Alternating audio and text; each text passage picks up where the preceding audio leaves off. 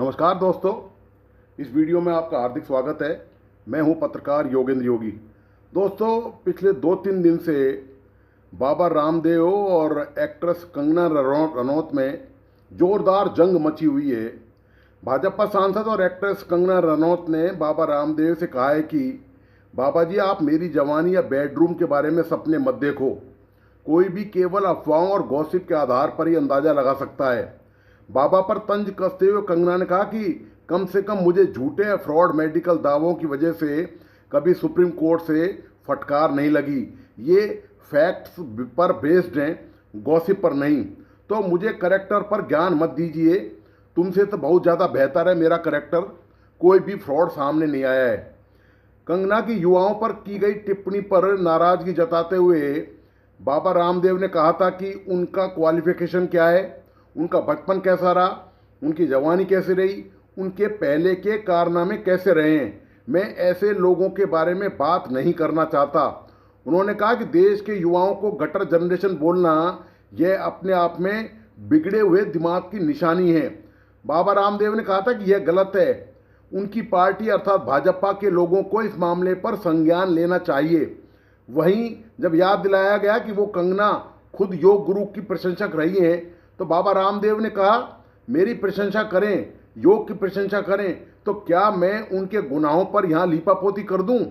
देश के स्कूलों और परीक्षा प्रणाली की खस्ताहाल स्थिति पर निराशा जताते हुए बाबा रामदेव ने कहा कि ग्रामीण और छोटे स्कूलों में शिक्षक, बिजली, पानी और शौचालय की भारी कमी है, जिसके कारण बच्चे पढ़ाई छोड़ने को मजबूर हैं।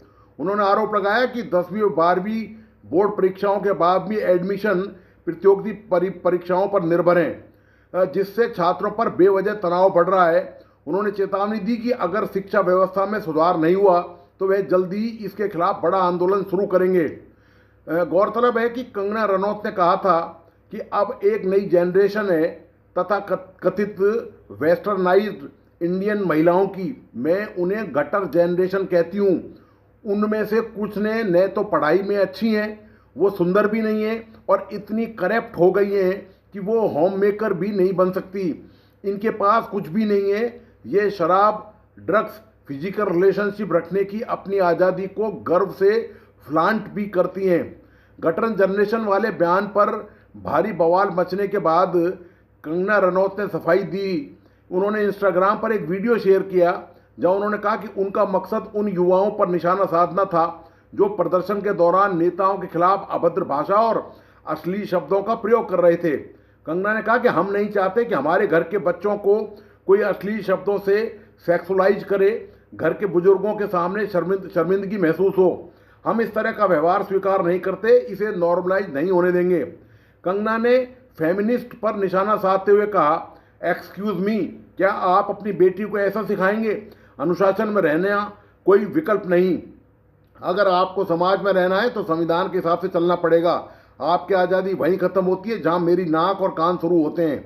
कंगना रनौत ने बंगलुरु में एक महिला में अपने प्रेमी के साथ पति और 5 साल के बेटे की हत्या करने पर प्रतिक्रिया देते हुए कहा कि लोग पश्चिमी संस्कृति के प्रभाव से बाहर निकलें। उन्होंने कहा कि कल को अगर खुद को नीले ड्रम में मिलो तो रोना मत। कंगना ने लोगों को चेतावनी दी कि मॉडर्न डेटिंग के नाम पर की जा रही मनमानी भले ही दूर से कूल लगे, लेकिन इसके परिणाम बहुत खतरनाक होते हैं।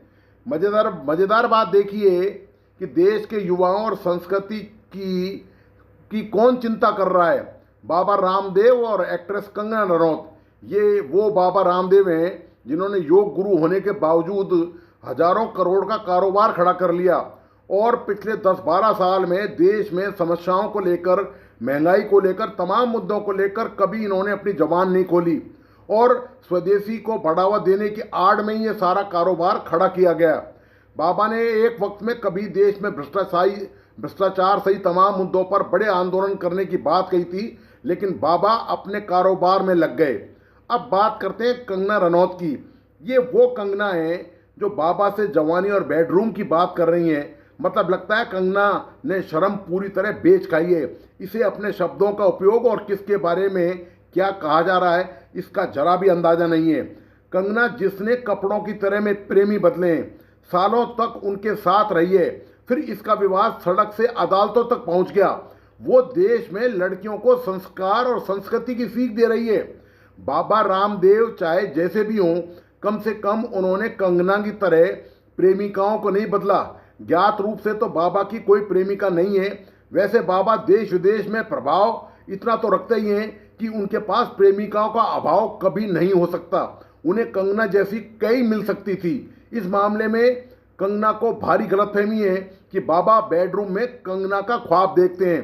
कंगना ने इस देश को देने के नाम पर सिर्फ गंदगी फैलाई है। फिल्मों में ऐसे ऐसे सीन किए हैं कि संस्कृति की धज्जियां उड़ती नजर आई हैं। चलो, फिल्मों की डिमांड हो सकती है कि ऐसा सीन देने की उनकी मजबूरी हो, पर पर्सनल लाइफ में भी कंगना ने यही सब किया है। एक नहीं, दो नहीं, बल्कि तीन तीन प्रेमियों के साथ सरेआम बेशर्मी से कई कई सालों तक रही हैं। और उसके बाद जब उनसे झगड़े हो गए तो वे झगड़े केवल घर तक सीमित नहीं रहे, सड़कों से लेके अदालतों तक पहुंच गए। वो कंगना हिंदू लड़कियों को चरित्र और पता नहीं किस किस तरह का ज्ञान बांट रही हैं। बाबा रामदेव बेशक एक व्यापारी बन गए हों, जैसा कि उन्हें उम्मीद थी कि भाजपा के सत्ता में आने के बाद मोदी सरकार में उनकी पूंछ बढ़ेगी, वैसा नहीं हुआ। तो बीच बीच में बाबा का विक्षोभ सामने आता रहता है। उसके बावजूद बाबा ने योग को अंतर्राष्ट्रीय महत्व दिलवाया है, इससे कोई इनकार नहीं कर सकता। पर कंगना ने क्या दिलवाया है सिवाय बदजुबानी के और फिल्मी तथा व्यक्तिगत जीवन से अराजकता और अश्लीलता और मनमानी की जिंदगी के सिवाय कंगना ने इस देश को कुछ नहीं दिया है। और इसके बदले कंगना ने करोड़ों रुपए कमाए। ये जो कंगना अब बाबा रामदेव के लिए और जो जनरेशन को गटर बोल रही है, उसके लिए युवाओं को, यदि युवा इसे अपना आदर्श मान लें तो आप वो सोचिए जो युवा कल बर्बाद होते हैं वो तुरंत बर्बाद हो जाएं। मतलब ये हालत है इस कंगना रनौत की कि कंगना, और आश्चर्य की बात यह है कि कंगना रनौत को भाजपा से पूरी तरह से छूट मिली हुई है।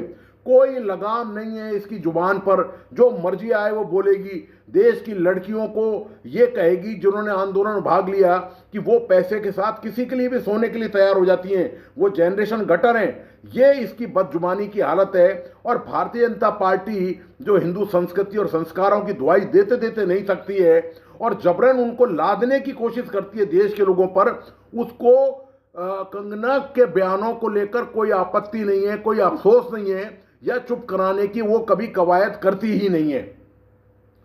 तो दोस्तों, आपको आज का विश्लेषण कैसा लगा प्लीज़ अपने लाइक एंड कमेंट के साथ बताइए। इस वीडियो को अपने दोस्तों और परिजनों को शेयर करना नहीं भूलें। मेरा तमाम दोस्तों से आग्रह कि प्लीज़ इस YouTube चैनल को लाइक करें, सब्सक्राइब करें एवं बेल आइकॉन का बटन जरूर दबाइए। धन्यवाद, नमस्कार।